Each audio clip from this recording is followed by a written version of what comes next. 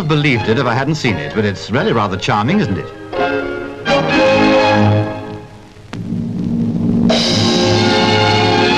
This was the first royal visit in the history of the Solomon Islands Protectorate. And when Britannia dropped anchor off Gizo Island, it was after a 9-day voyage from Hong Kong. Prince Philip had enjoyed the crossing of the Equator ceremonies, when King Neptune of the Seven Seas, Lord of Fareham Creek and his entourage, boarded Britannia. A bow from the Prince to the King, and a glass of sea claret, a vintage brew for His Royal Highness.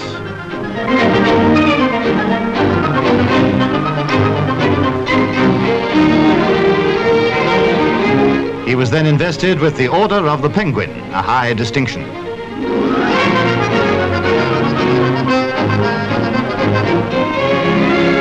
And a special award for Admiral of the Fleet, Lord Fraser of North Cape. Of course, anyone who hadn't crossed the line before came in for the full treatment. Neptune's highly skilled barbers are really keen on their job. Even girl secretaries aboard the royal yacht had to go through it.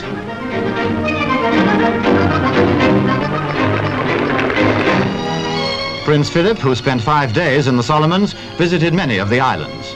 Coming ashore at Honiara, capital of the Protectorate, he was with Sir John Gutch, High Commissioner for the Western Pacific. The police guard of honor proved just how smart you can be in the Solomon Islands. Coming ashore a different way now, the prince who'd been for a trip in a war canoe was carried canoe and all up the beach. That's the way they do it in the Solomons if you're a very important person.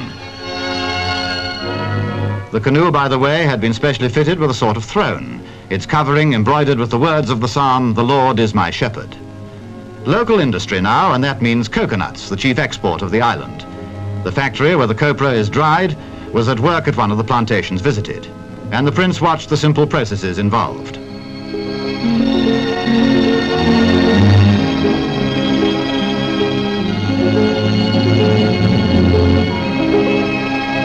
A Japanese gun, relic of the fierce fighting at Guadalcanal in World War II, and all that remains of the Kiyoshi-Maru, a Japanese ship. Men had come from all the islands to welcome the prince. Many of the names are Spanish. The islands were discovered by a Spanish navigator in the 16th century. Certainly the Solomons are fascinating to visit, and the islanders must have been equally fascinated and thrilled to meet the Queen's husband. They'll long remember the day when Prince Philip came there in his big ship.